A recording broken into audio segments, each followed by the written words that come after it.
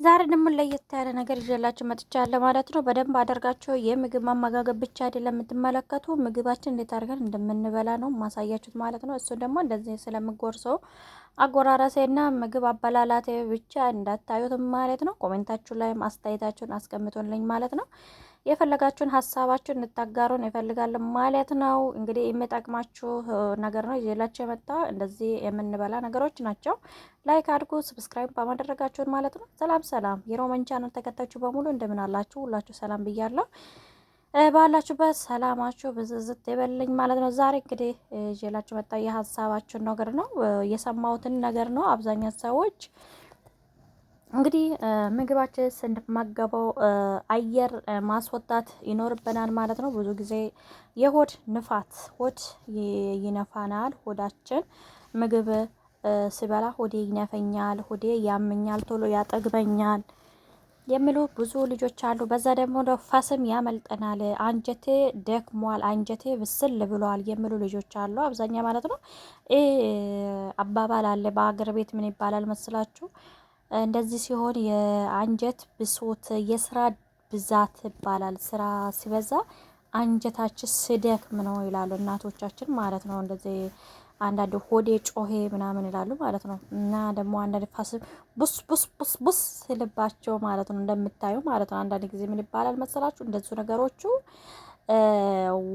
ንፋስ አየሩ ሆዷ ውስጥ አየር ገብቶት ነው ንፋስ ነው ይባላል። እና እሱ ነገር ምንድነው መሰላችሁ? እንደዚህ ነገሮቹ የሚገጥማችሁ ለምሳሌ እንደዚህ አይነት አጎራረስ ይኸውለት አሁን እኔ አሁን አፌ ውስጥ አልጨረስኩትም። ይሄ አሁን ድራጅ ዶሮ አውጥቼ አፌ ውስጥ ክትት አደረጉ። እንግዲህ እንደምትመለከተው እንደዚህ ቶሎ ቶሎ ቶሎ ቶሎ ቶሎ ቶሎ ቶሎ ቶሎ ቶሎ የሚበላ የማብላቴን ነው እንጂ የማየው ጥቅሙ አለው ወይስ የለም የሚባል ነገር ደግሞ ማወቅ አለ። አሁን እየተነበር መሰልፍ እና ይሄን ቅጠል አምጥቼ ግጥም ግጥም ግጥም አድርጌ አቀበል አድርጌ በልቼላችኋለሁ።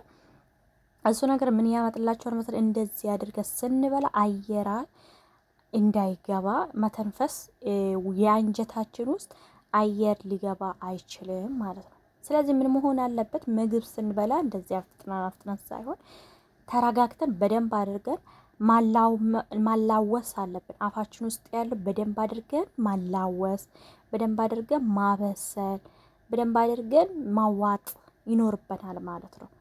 በላይ በላይ በላይ በላይ በላይ በላይ አሁን ለምሳሌ እኔ ይሄን ያመጣውላችሁ ቪዲዮ ለምሳሌ ነው ያመጣውላችሁ። ይሄን ዶሮውን በላይ ያደረኩት፣ ሩዝ ከስር ያደረኩት፣ ቅጠሉን ከስር ያደረኩት፣ ዶሮ ማንስቼ ከላይ ያደረኩት። ይሄ ምን ያመጥላችኋል መሰላችሁ? ሆዳችሁ ውስጥ መግባቱን ነው እንጂ ለእናንተ ግን ጉዳት አለው ማለት ነው። አንጀታችሁ ቶሎ ምግብ ሌላ ስትበሉ ሆድ ይነፋችኋል፣ ቶሎ ያጠግባችኋል። ከዛ ደግሞ ቡፌ በቃ የኔ ድካምነትን ይሰጣቸው። ለምን አየር አንጀታችሁ ውስጥ ይገባል ማለት ነው። ከዛ ለዚህ እንዴት ነው የምትበሉ አለባችሁ።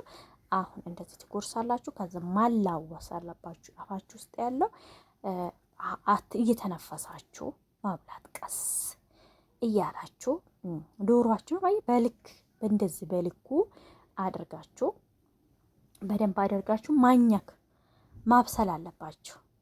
ይሄን ቅጠል የማትወዱ ሰዎች አላችሁ። እኔ ያው በጣም በሩዝ ጋር ምናምን በጣም ነው ስለምወደው ነውና የምትበሉ ካላችሁ ብሉ። ግን በቃ ሩዝም ይሁን እንጀራም ይሁን ዳቦም ይሁን ምንኛውም ቆሎም ይሁን ምንኛውም ስትበሉ ምንኛውም ምግብ ስትበሉ አፋችሁ ውስጥ ያለውን ነገር በደንብ አድርጋችሁ ማኘክ አለባችሁ።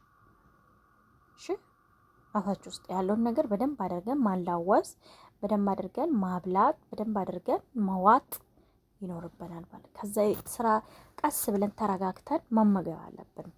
በተረጋጋን ሁኔታ ምግባችን እንበላለን። ሰውነታችን ውስጥ ነው። አንዳንድ ነው ቁጭ ባሉበት እንደው ቁጭ እያሉ ፈስ ያመልጥላቸው አይታችኋል። ሰው ፈስ ያመልጣቸው ማለት ነው። ከዛ ሆዴ ያመመኛል ዛሬ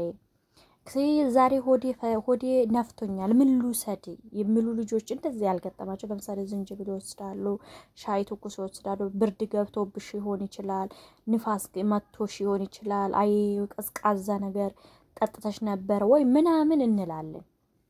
እንደው አይታችሁ ይሄን አሁን ለምሳሌ እንደው የሰሞኑ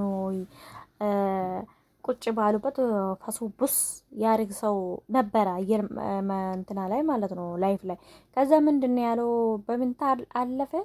ያው ፈስ ነገር ስወራ ያው ባለ ፈሶች ያስቃቸዋል። እኔ ያላቅም እና ፈስ ፍሱ ሆዳችሁ ይወጣል። አየር ተንፋስ የተቃጠለ አየር ነው። ሽንት ቤት እየገባችሁ አቡነ ነው የታባቱ ነው ናይ እንትና ይበደላችሁ አንጀታችሁ ውስጥ ማለት ነው። እና ምንድን ላላችሁ መሰላችሁ አንጀታችሁ ሲተነ መተንፈሱ ሲያቅተው ነው ፈስ እንትና ምለው ማለት ነው።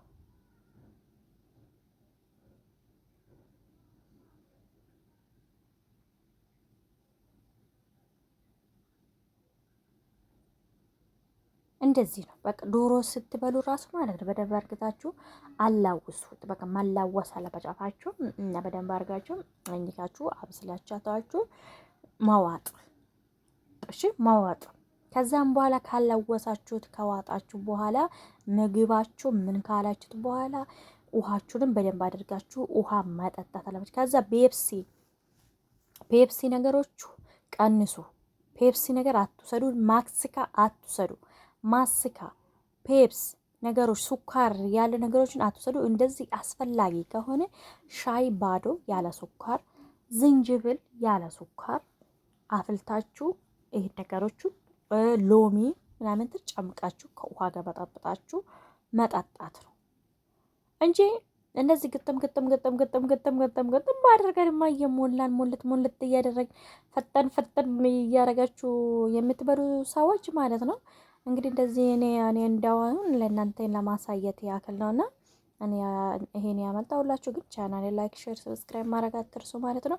መልካም ምሳ ቀን ይሁንላችሁ። ያው ይኸው የዛሬ ምሳዬን እንደዚህ እሁድ በእንደዚህ አይነት አበላል ነው እያሳለፍኩላችሁ። ያው ወፍራሻል ደግሞ አትበለው። ያው ምሳዬ ነው ትንሽ ምሳ ነው። እሺ እሺ መጣሁ እና ይሄን ይመስላችኋል ያላችኋለሁ። በጣም ወዳችኋለሁ የሀገሬ ልጆች። ላይክ ሰብስክራይብ አድርጉ።